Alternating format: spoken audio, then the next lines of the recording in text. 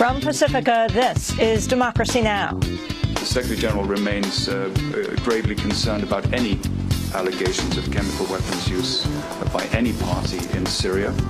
And the Secretary General has, of course, as you know, stressed on many occasions that any use of such weapons would be an outrageous crime. As France claims it has proof chemical weapons have been used in Syria, forces loyal to President Assad have won a key battle on the Lebanon border. We'll go to London to speak with longtime foreign correspondent Patrick Coburn of The Independent, then a debate on DNA collection. If we start to diminish these rights for arrestees, for convicts, we're diminishing them for everyone. We are reducing everyone's expectation of privacy in their home. As the Supreme Court rules, the police can collect DNA samples from people they arrest even before they're convicted of a crime, we'll host a debate between the American Civil Liberties Union and the National Center for Victims of Crime. And we'll speak with the authors of the new book, Crow After Roe: How Separate But Equal has become the new standard in women's health and how we can change that. All that and more coming up.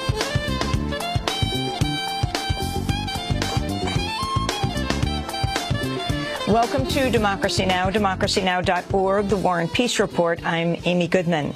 Mass protests are continuing in Turkey despite a government apology for the police crackdown. In a bid to diffuse public outrage that sparked fiery demonstrations nationwide, the Turkish deputy prime minister expressed regret for the initial police response to protesters opposing the demolition of a public park. But he defended the use of force against protesters he accused of rioting. The use of excessive force shown against the people who initially started this protest with the motive of protecting the environment was wrong, and it was unfair. So I apologize to those citizens. I can definitely say that. But I do not think we need to apologize to those who create destruction of public property in the streets and who try to prevent the freedom of the people in the streets. Hours after the Deputy Prime Minister Arınç's statement, clashes continued across Turkey overnight between protesters and police. Thousands remain at the protest's epicenter, Istanbul's Taksim Square.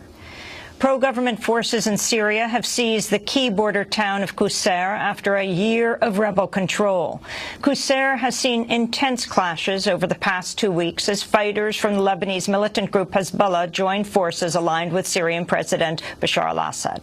Meanwhile, France is claiming tests on chemical samples taken from Syria prove the deadly nerve agent sarin gas has been used several times during the country's more than 2-year conflict. But France did not give any details of where or by whom the poison gas was used. At a NATO summit in Brussels, NATO Secretary General Anders Fogh Rasmussen advised caution on France's claim. As a matter of principle, we never comment on intelligence reports, but needless to say that if chemical weapons have been used, we strongly condemn such acts, whoever might have used them. There's not so far much clarity about detailed circumstances. We'll have more on Syria with journalist Patrick Coburn after headlines. Protests are continuing in Afghanistan's Wardak province, where alleged U.S. involvement in the disappearance of villagers has fueled months of unrest. 2 demonstrators were killed Tuesday when Afghan police reportedly fired on a crowd protesting the recent discovery of 3 mutilated bodies near a military base formerly housing U.S. Special Forces. The discovery brings to 10 the number of bodies that have been found of the 17 people who disappeared following their arrest last year. It's unclear if U.S. forces or the Afghan units they shared the base with were responsible. The U.S. military has denied involvement in the abductions, but has withheld the findings of an internal probe. The military court-martial of accused Army whistleblower Bradley Manning continued at Fort Meade, Maryland, Tuesday for a second day. Witnesses included Adrian Lamo, the convicted computer hacker who turned Manning into U.S. authorities after the two became friends online. Lamo testified Manning expressed hope that files he passed on to WikiLeaks would help spark global debate and policy changes. For a consecutive day, prosecutors sought to tie Manning to WikiLeaks founder Julian Assange, asking Lamo if Manning had mentioned Assange's name. Manning's immediate superiors are expected to take the stand today, followed by a recess until Monday. The White House is expected to announce the appointment of UN Ambassador Susan Rice as President Obama's national security advisor for the rest of his second term. Rice will replace Tom Donilon, who's stepping down. She withdrew from consideration to become Secretary of State in December after Republicans accused her of misleading the public with comments she made on Sunday talk shows over last year's killings of the U.S. ambassador and 3 other Americans in Benghazi, Libya. President Obama is challenging what he calls Republican obstruction with the nomination of 3 judges at once. All 3 have been tapped to fill vacancies on the D.C. Court of Appeals, the nation's second most important court. The move could set off a showdown with congressional Republicans this summer. Obama said he was compelled to act in the face of unprecedented Republican opposition to his judicial nominees. My nominees have taken 3 times longer to receive confirmation votes than those of my Republican predecessor. These individuals that I nominate are qualified. When they were given an up or down vote in the Senate, when they were finally given an up or down vote in the Senate, every one of them was confirmed. So this is not about principled opposition. This is about political obstruction. Republican Governor Chris Christie of New Jersey is drawing criticism for calling a special election to fill the vacant seat of the late Democratic Senator Frank Lautenberg. On Tuesday, Christie announced the vote will take place in mid-October instead of just weeks later when Christie is up for re-election as governor. Democrats are widely favored to retain Lautenberg's seat, and critics say Governor Christie called that election early to deter a strong Democratic turnout when he seeks a new term.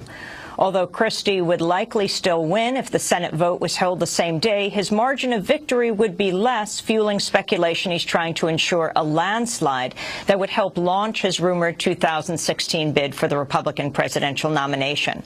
The special election will cost taxpayers over $24 million, sparking outcry among opponents of Christie's signature cuts to social programs. Governor Christie's budget casualties include $10 million from after-school programs for children in low-income communities, $8.6 million in tuition subsidies for college students, and $12 million in charity care at hospitals. Christie has denied the decision was politically motivated and says he acted in reaction to state election law. Senator Lautenberg died on Monday. Top military leaders appeared before the Senate on Tuesday to refuse calls for independent oversight of sexual assault in the armed forces. The militaries faced renewed calls to remove oversight from the chain of command following a report showing around 26,000 sex crimes within the ranks last year. The findings coincided with the recent arrests of several Army officials involved in sexual assault prevention on charges they committed some of the very crimes they're tasked with overseeing. Democratic Senator Kirsten Gillibrand of New York told a nearly all-male contingent of military commanders that victimized service members are afraid to report sexual assault. You have lost the trust of the men and women who rely on you, that you will actually bring justice in these cases. They're afraid to report. They think their careers will be over. They fear retaliation. They fear being blamed. That is our biggest challenge right there, right there. Arizona Senator John McCain weighed in on the assaults by saying the climate is so dangerous for women in the military that he couldn't unconditionally recommend that a woman enlist. The suspect accused of last year's mass shooting at an Aurora, Colorado movie theater has entered a plea of not guilty by reason of insanity.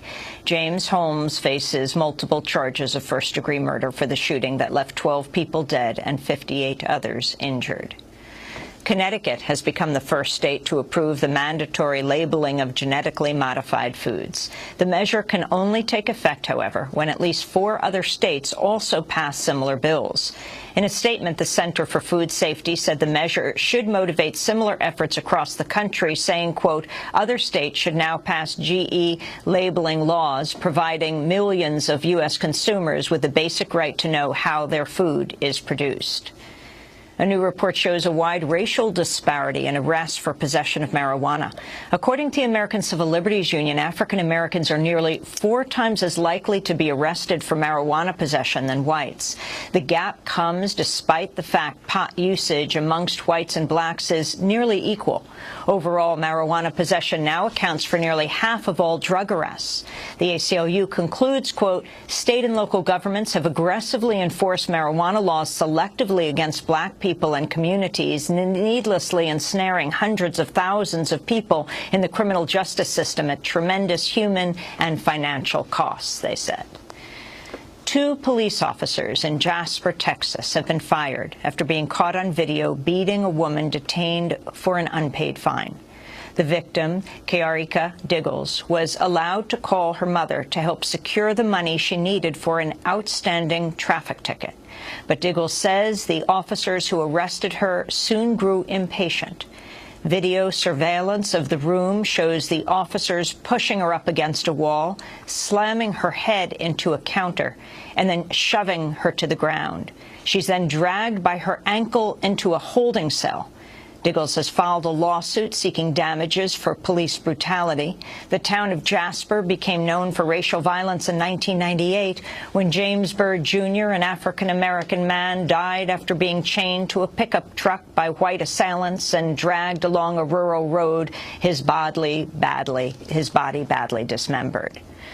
An Egyptian court has convicted 43 NGO workers, including 16 U.S. citizens, of illegally using foreign funds to stir up opposition to the former military government. All but 1 of the 16 Americans was tried in absentia after they were allowed to leave the country on bail. Jackson, Mississippi, has elected the attorney and activist Shoka Lumumba as its new mayor. Lumumba, a city council member in Jackson, swept Tuesday's vote with about 85% support.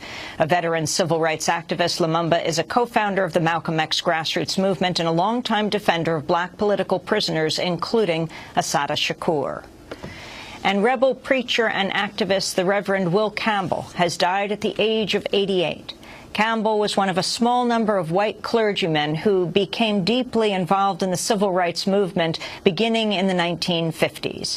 He took part in some of the struggle's key moments, attending the founding of the Southern Christian Leadership Conference in 1957 and helping escort 9 black students to integrate a high school in Little Rock, Arkansas, months later. Former President Jimmy Carter said, quote, Brother Will, as he was called by so many of us who knew him, made his own indelible mark as a minister and social activists in service to marginalized people of every race, creed, and calling. And those are some of the headlines. This is Democracy Now!, democracynow.org, The War and Peace Report. I'm Amy Goodman. And I'm Nermeen Sheikh. Welcome to our listeners and viewers around the country and around the world.